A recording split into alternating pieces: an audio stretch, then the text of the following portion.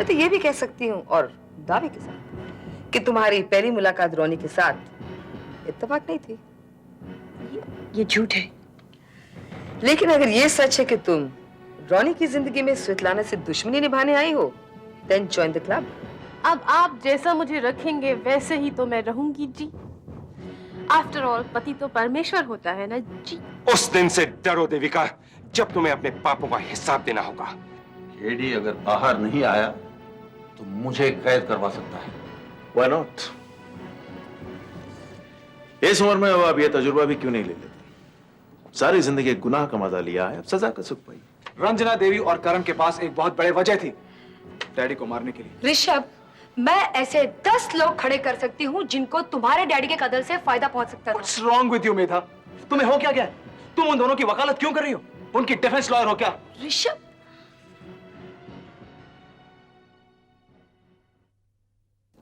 महेन, याद कर लो, कुछ और तो नहीं रखना है?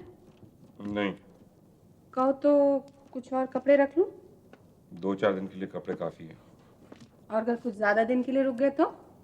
ज्यादा दिन के लिए नहीं रुकेंगे, थोड़े दिनों के लिए छुट्टी पर जा रहे हैं, शहर छोड़कर नहीं भाग रहे। ओके बाबा, relax, I am sorry. Yes, you ought to be. वाह, प्रेस ने आपको इतनी इज्जत दी, आप उसे बटोर कर कहाँ जा रहे हैं? हम कहीं भी जा रहे हैं, लेकिन हमें आपकी इज्जत अफजाई की जरूरत नहीं है। इसका मतलब आप महेन मल्होत्रा को पैक करके भगा कर ले जा रहे हैं, क्योंकि आपने सोचा इस शहर ने हमारे मुंह पर काफी कालिक पोत दी है, तो चलो सैया कहीं और जाकर पाप करें। क्यों? मैं शहर छोड़कर भाग नहीं रहा हूं। भाग कर नहीं, चल कर जा रहे होंगे, कोई प्रॉब्लम नहीं, जा कर रहे हो। हमें आपके किसी भी सवाल का जवाब देना जरूरी नहीं लगता। हाँ, वैसे आपकी बात भी सही है, कोई प्रॉब्लम नहीं है। मैं प्रेस को फोन कर देती हूँ, जब प्रेस यहाँ पहुंच जाएगी तो मेरे सारे सवालों का जवाब मिल जाएगा। Just stop it now. What the hell are you doing? कमाल है। मैं कुछ दिनों के लिए छुट्टी पर जा रहा हूं, जस्ट फॉर अ हॉलिडे। वैसे महेन, यू आर अमेजिंग। हाँ, यहाँ प्रेस तुम्हारी इज्जत की धज्जियां उड़ा रही है और तुम छुट्टी मनाने जा रहे हो। उन्हीं को अवॉइड करने यहां से जा रहा हूं, जीना हराम कर दिया उन्होंने मेरा। I just can't live like this। अभी तो आपका जीना और हराम होगा। प्रेस को तो तुम अवॉइड कर लोगे महेन, लेकिन देविका के कोख में जो सच्चाई पल रही है वो तो दिन पर दिन बढ़ती जा रही है ना। उस सच्चाई से महेन का कोई ताल्लुक नहीं है। ताल्लुक हो ना हो, देविका झूठ भी बोल रही होगी, लेकिन उसने अपने इस झूठ को सच तो साबित कर दिया। और वैसे आपको एक बात बताऊं मैडम, अखबार पढ़ने के बाद मुझे भी ऐसा लगा कि देविका सच बोल रही है। हाँ, अब तो तुम देविका का ही साथ दोगी ना? तुम तो शुरू से ही महेन की दुश्मन रही हो। पहले जब ये देविका के साथ रहा करता था तब तुम उस पे इल्जाम लगाया करती थी, और अब मुझ पे। तुम दोनों अपनी बकवास बंद करोगी या नहीं? Just stop it now। और तुम बताओ, आखिर तुम क्या चाहती हो? What do you want? मैं चाहती कुछ नहीं महेन, बैठो समझाती हूँ। Leave me। ओके, वो क्या है महेन? भले ही हम दोनों के रिश्ते के सारे पुल टूट गए हों, कोई रिश्ता नहीं हमारा आपस में, लेकिन मेरे नाम के साथ वो मल्होत्रा टैग जो लगा हुआ है ना, उसकी वजह से जब भी तुम पर कीचड़ उछलती है उसका असर मुझ पर भी होता है। इसलिए मैं कह रही हूँ, इससे पहले कि बहुत देर हो जाए, देविका के पेट में जो सच्चाई पल रही है उसे खत्म करवा दो। लेकिन जब महेन का उससे कोई ताल्लुक ही नहीं रह गया तो वो क्यों उस पर प्रेशर डालेगा? ताल्लुक है नहीं, लेकिन था जरूर। जब वक्त आएगा तो हम उस झूठ को भी झूठ साबित कर देंगे। बकवास बंद करो।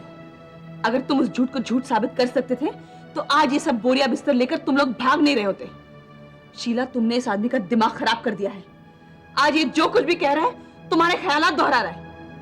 यहाँ जो कुछ भी हो रहा है उसे होने दो। तुम बेवजह हमारे बीच में अपना दिमाग मत लड़ो। हो मैडम, आपको शायद नहीं मालूम कि पति और पत्नी के बीच में दूसरी औरत आती है, और वो आप हैं, मैं नहीं। ठीक है, तो मैं ही तुम दोनों के बीच में आ गई, और महेन को ये मंजूर है, इसलिए प्लीज हमारा वक्त बर्बाद मत करो। तुम्हारा वक्त तो अभी बहुत खराब होने वाला है, तुम लोग उसका इंतजार करो। मैं यहाँ आई थी तुम्हारे दिमाग में जरा सी अक्ल डालने के लिए, सोचा था तुम्हारी मदद करूंगी, लेकिन अफसोस कि तुम इस औरत की धुन पर नाच रहे हो।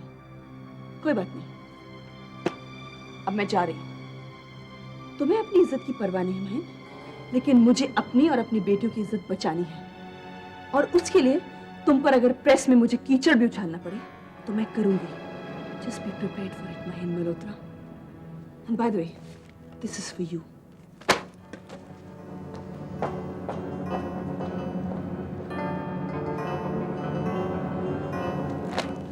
I'm Rocky. I'm Walter. Have a seat, Walter. क्या बोल गए वाटर? गरम या ठंडा? No, nothing. Thank you. Water, तुम्हारा गाना गाने का स्टाइल बहुत ही अच्छा है। Thanks a lot. अच्छा एक बात बताओ, हिंदुस्तान में तुम्हें अपने करियर प्रोस्पेक्ट्स क्या दिखते हैं? सच बताऊं, मैंने अपने करियर के बारे में सोचना बिल्कुल बंद कर दिया है। आज रात के डिनर और कल दिन के लंच के प्रोस्पेक्ट्स के बारे में मैं ज्यादा सोचता हूं। आई अंडरस्टैंड यू वाल्टर, क्योंकि हिंदुस्तान में स्ट्रगल करने के बाद मैं खुद कनाडा चला गया था। म्यूजिक को अपना प्रोफेशन बनाने के लिए मुझे वहां पे जाना पड़ा। Actually Walter, music is my passion. Same है, लेकिन म्यूजिक मेरा प्रोफेशन बनते बनते रह गया और फिर मैंने म्यूजिक की मजदूरी करना शुरू कर दिया। But you tell me, how are you connected to music? Walter, Canada में एक इंडिया बीट ग्रुप है, उसका नाम है Heavy Masala. Heavy Masala? Yes. Very interesting name. Thank you very much. Actually मैं इस हेवी मसाला बीट ग्रुप का मैनेजर हूँ। कनाडा जाके मैंने म्यूजिक प्रोफेशन को इस तरह बना लिया कि आज की डेट में वहाँ के प्रोफेशनल मुझसे कॉम्प्लेक्स करते हैं। ये तो आपकी खुशनसीबी है। खुशनसीबी तुम्हारी भी हो सकती है वाल्टर। मेरी? मैं समझा नहीं। मेरा मतलब ये है कि हेवी मसाला बीट ग्रुप का एक मसाला तुम भी हो सकते हो। जी। वाल्टर, तुम्हारा गाना सुनने के बाद मुझे तुमसे काफी उम्मीद हो गई है। आपका मतलब है कि मुझे कनाडा आना पड़ेगा? नहीं नहीं, तुम्हें कनाडा कहाँ आना पड़ेगा, यहीं पे फोन पर तुम गाना गाना और वहां पे हम डायरेक्ट टेलीकास्ट कर देंगे। Come on Walter, obviously you have to come to Canada. देखो, इनिशियली $150 तुम्हें दिया जाएगा पर शो का, और महीने में कम से कम 50 शो तो होंगे। अगर ग्रुप का परफॉर्मेंस अच्छा होता है तो कुछ ही महीनों में तुम्हें $300 पर शो दिया जाएगा। बोलो मंजूर? अरे ये सब इतना अचानक हो रहा है कि... अचानक, जरूर अचानक हो रहा है, ऑफर अचानक आई है, मगर आपको जवाब अचानक देने की जरूरत नहीं है। देखो वाल्टर, मैं अभी हिंदुस्तान में कम से कम 2 हफ्ते हूँ। एक्चुअली यहाँ पे मैं इंडियन फोक म्यूजिक की कलेक्शन कर रहा हूँ। I'll give you my card. तुम मुझे 10 दिन में अपना जवाब दे देना, क्योंकि मुझे फिर कनाडा भी इन्फॉर्म करना है। वाल्टर, अगर मुझे अचानक कोई थैंक यू कह दे तो मुझे बुरा नहीं लगेगा। I'm so sorry. I mean, thanks a lot. All the best, Walter. Relax Rishabh. I'm sorry, Medha. I lost my cool. Sorry. नहीं, सॉरी कहने की कोई जरूरत नहीं है। दरअसल हम दोनों के अप्रोच में बहुत फर्क है। तुम किसी भी बात पर झट से विश्वास कर लेते हो और फिर उसे साबित करने पर लगे रहते हो, और मैं साबित होने के बाद विश्वास करती हूँ। अच्छा मेधा, तुम मुझे एक बात बताओ, करण और रंजना देवी के... ऋषभ प्लीज भूल जाओ इन बातों को, कुछ और बातें करते हैं। अरे हाँ, नानी जी से फोन पर बात हुई, बबली की ट्रीटमेंट के बारे में बताया। ट्रीटमेंट के बाद तो वो ठीक हो जाएगी ना? अब देखो ऊपर वाले की क्या मर्जी है। डॉक्टर साहब को तो पूरी उम्मीद है। उनका कहना यह है कि एक बार बबली अपने अंदर के फ्रस्ट्रेशंस पूजा पे निकाल लेती है। एक मिनट। क्या? बबली की ट्रीटमेंट में पूजा कहाँ से आ गई? नानी ने ये बात मुझे नहीं बताई। वो नानी शायद शर्मा गई होंगी। क्यों? क्योंकि मेरा ट्रीटमेंट के दौरान बबली पूजा के लिए खतरा बन सकती है। तो तुम पूजा को उसमें इन्वॉल्व ही क्यों कर रहे हो? बहुत जरूरी है मेधा, पूजा का इन्वॉल्वमेंट बहुत जरूरी है। And Pooja is such a sweet girl. मेरे लिए वो इतना बड़ा खतरा मोल लेने के लिए तैयार हो गई। She is amazing. तुम्हारे लिए? क्यों? क्योंकि मेधा वो मेरी वो ऋषभ, रिश्तों को नाम देने में इतना वक्त नहीं लगता। तुमने खुद ने यह तय नहीं किया है कि तुम उसे क्या रिश्ता देना चाहते हो।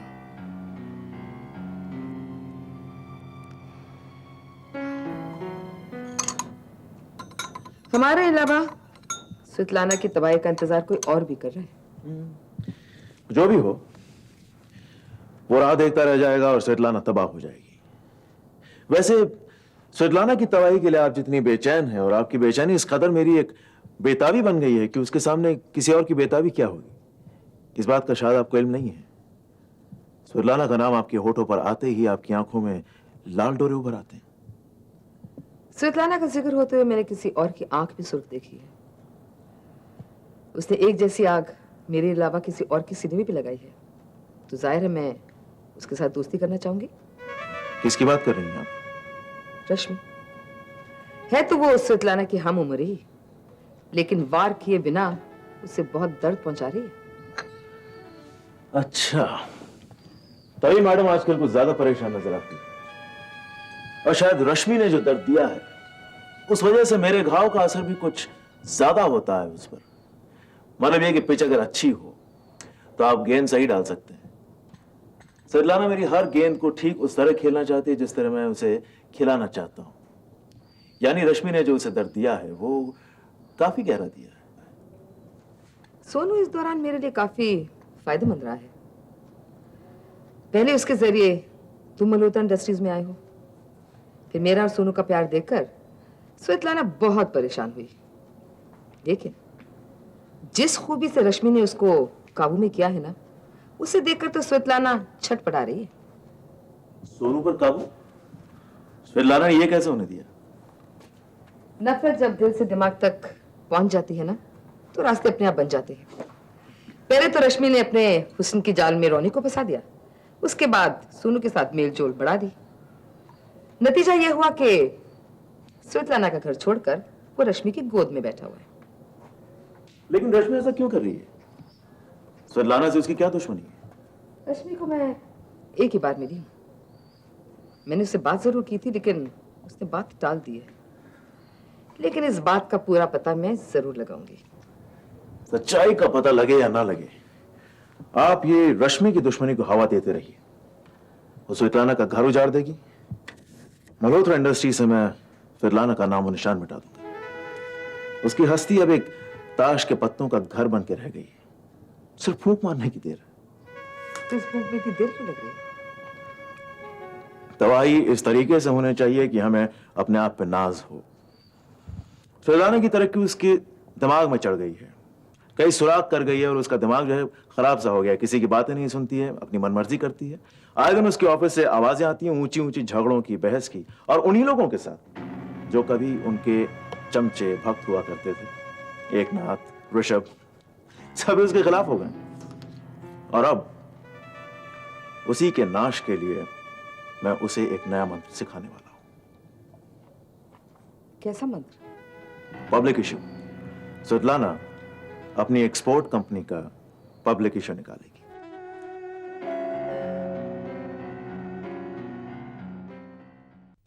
Malhotra's illegitimate child. I don't believe this. I'm sorry to say this, दीदी, लेकिन सच बात तो ये है कि दिल ही दिल में मुझे पापा से धीरे धीरे नफरत सी होती जा रही है। नीतू प्लीज इस तरह बात मत करो। How can you take this so casually? I mean, हम दोनों कब तक अंधे बने रहेंगे? Fact is a fact. महेन मल्होत्रा अब एक बहुत ही बदनाम आदमी का नाम हो गया है। पापा के बारे में इस तरह बात मत करो। मैं तो फिर भी नाप तोल कर बात कर रही हूं ना, लेकिन प्रेस में जो पापा के बारे में बकवास लिखी और जिस भाषा में उनके बारे में लिखा है उसका मुझे तो उन्हें पापा कहने में भी शर्म आ रही है। प्रेस, नीतू, प्रेस को बात का बतंगड़ बनाने की आदत होती है। जरूर है, लेकिन हमारे पापा ने भी कुछ कम कारनामे नहीं किए।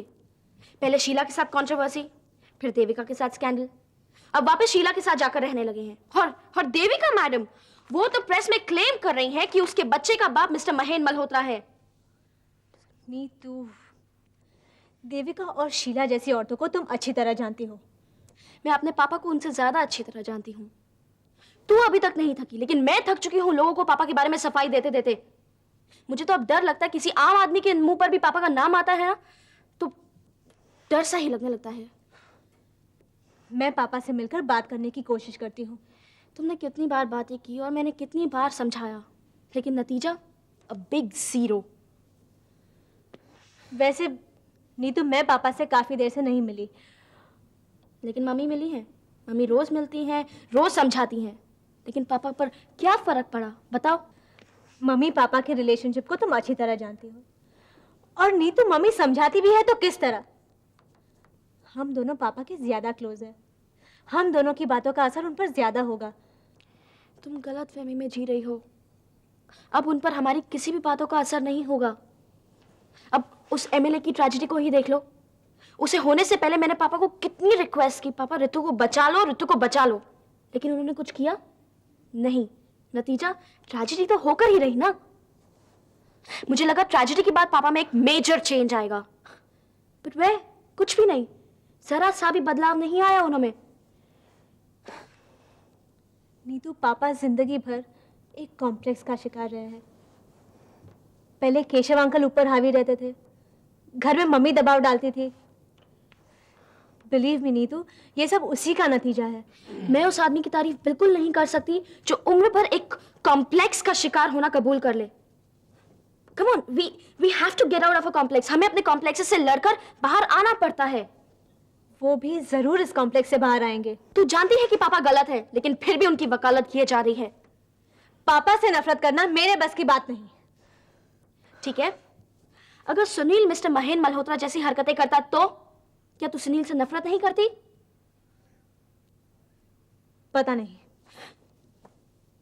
तुम अच्छी तरह जानती हो कि तुम उससे नफरत करती, बस कह नहीं पा रही हो।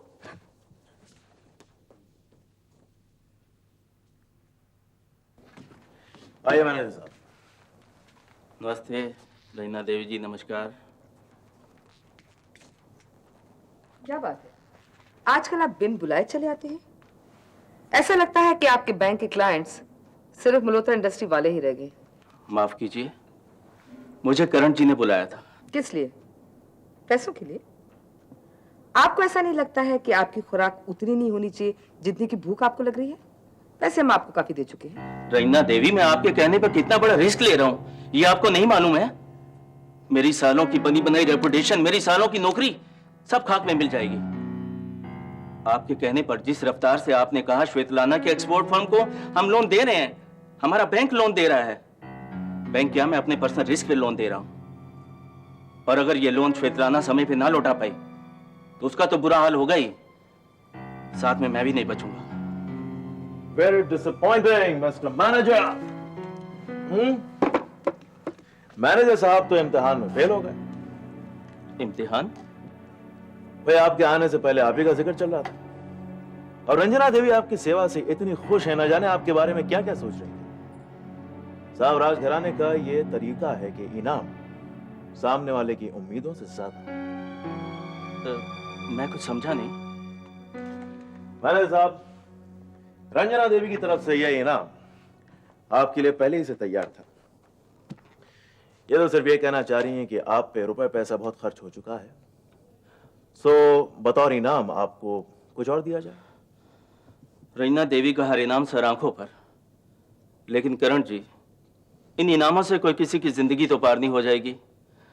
और फिर इनाम कोई घी, शक्कर, तेल आदि तो है नहीं है। अरे ये सब तो मैं अपनी बैंक की नौकरी से पूरा कर लेता था। मुझे तो डर सिर्फ इस बात का है, कल को मेरी नौकरी खतरे में पड़ सकती है। रंजना देवी का हाथ जब तक आपके सर पे है, आप सलामत हैं। फिर बैंक मैनेजरी पे आपको मोहताज कौन रहने देगा? आपका भविष्य तो मल्होत्रा इंडस्ट्रीज के साथ जुड़ा है। क्या? हाँ, हमने फैसला कर लिया है। आप जब चाहें मल्होत्रा इंडस्ट्रीज के ऑफिसर बन सकते हैं। औहदा और पगार कहीं गुने ज्यादा। आप बहुत बड़ा खतरा मोल ले रही हैं। श्वेतलाना के ऊपर लोन और ओडी कुल मिलाकर 2 करोड़ के ऊपर पहुंच चुका है। मैनेजर साहब, जब घोड़े पर बैठा घुड़सवार रफ्तार से नहीं घबराता, तो आप रेस कोर्स से बाहर खड़े खड़े देखते हुए क्यों घबराते हैं? आप स्वेतलाना को लोन देते जाइए। सुनिए, जितनी ज्यादा लोन स्वेतलाना आपसे लेगी, मल्होत्रा इंडस्ट्री से जुड़ने के आपके चांसेस उतने ज्यादा बढ़ते हैं।